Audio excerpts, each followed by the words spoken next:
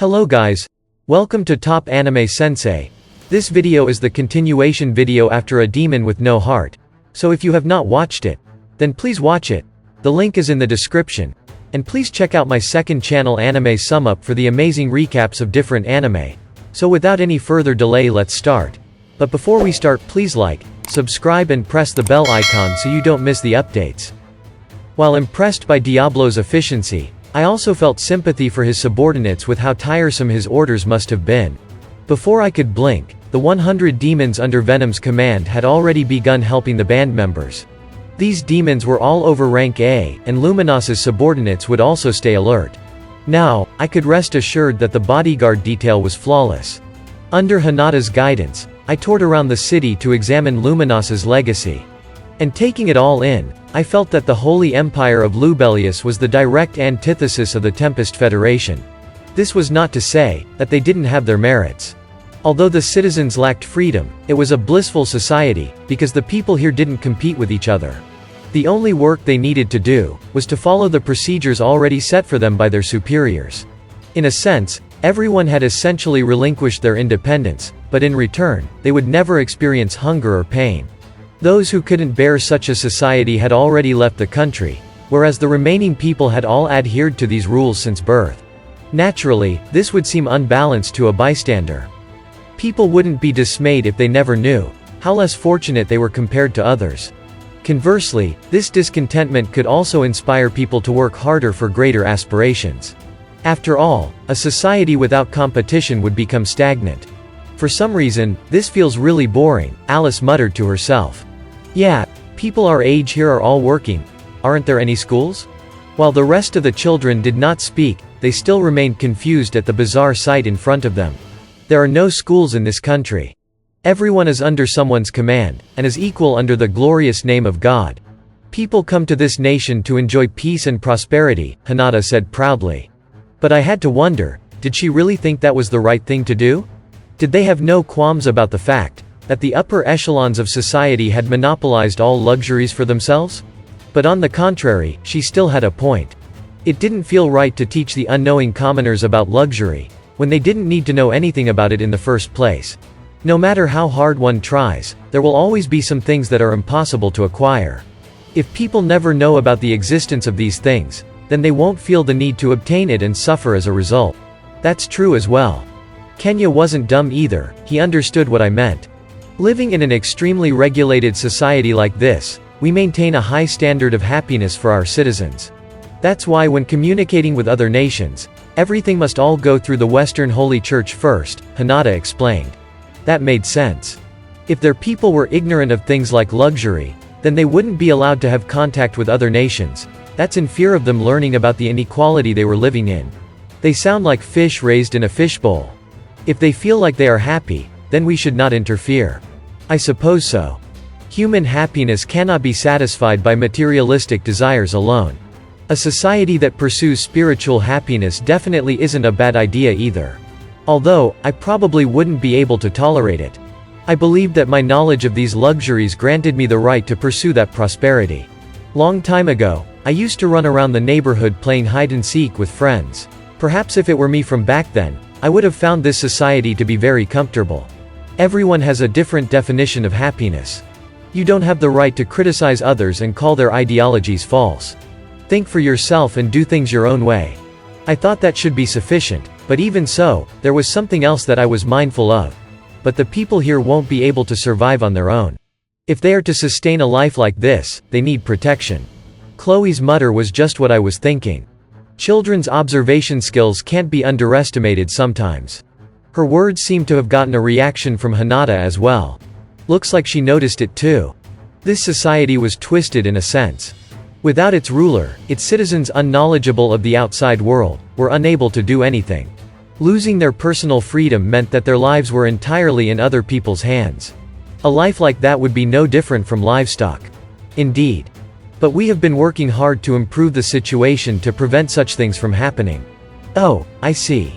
But I still think, it's better if everyone can work together.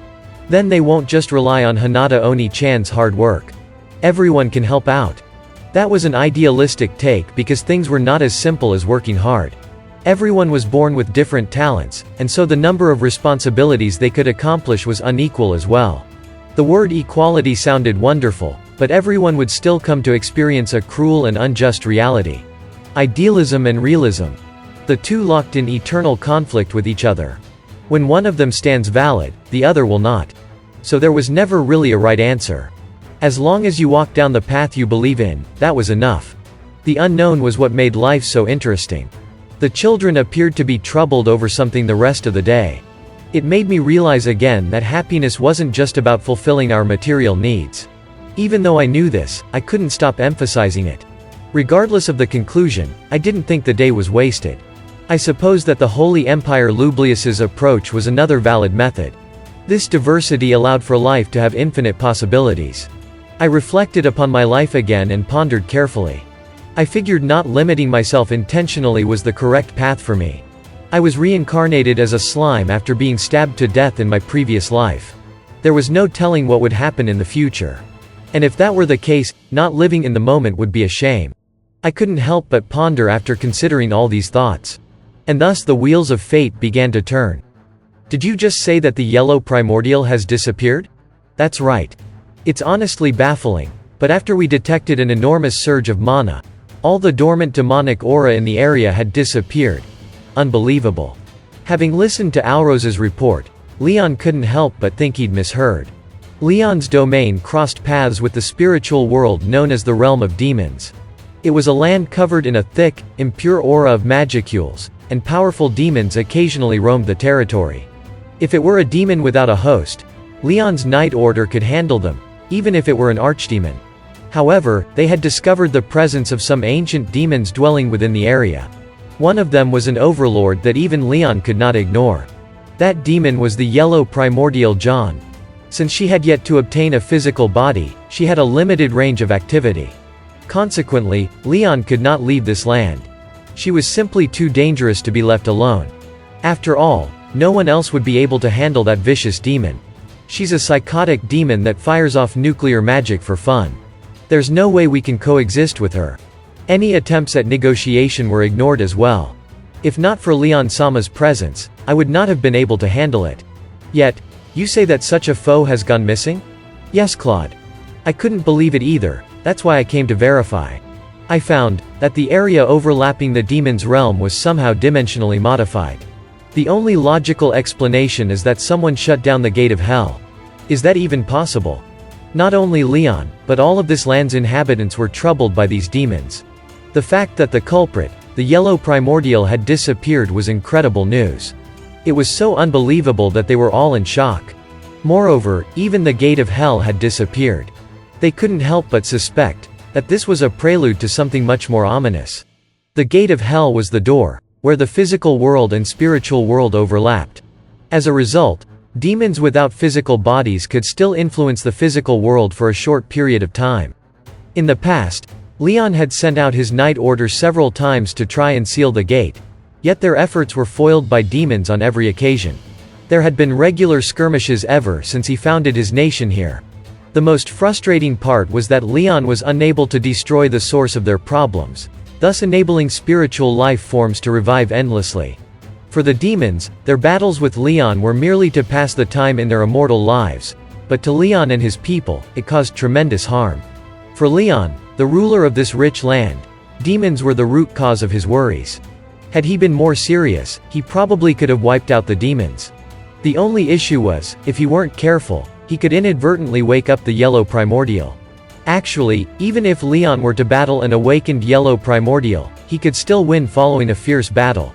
But clashing with her would result in the continent sinking to the bottom of the ocean. In hopes of preventing such an outcome, Leon avoided conflicts with her. What the hell happened, yellow primordial? According to Guy, she can't be reasoned with like misery or rain. Leon carefully weighed the pros and cons of keeping the demons there, and even when sacrifices had to be made, he chose to maintain the status quo as it was. Yet this threat had suddenly disappeared. There is no way something this fortunate would happen in this world. This thought weighed not only on Leon's mind, but everyone else's as well. A clearly shaken Leon received more information. I have something to report. There was a total of 5 kids who were hidden in the Tempest Federation. I have confirmed with sources within Ingrassia, and investigated further on the matter. Demon Lord Rimuru seems to have made a secret agreement with Demon Lord Luminos to sell the children. And that's it. Thank you so much for watching. And if you guys have not watched my other videos, then please watch them. The links are in the description. And don't forget to like, subscribe and press the bell icon so you don't miss the updates.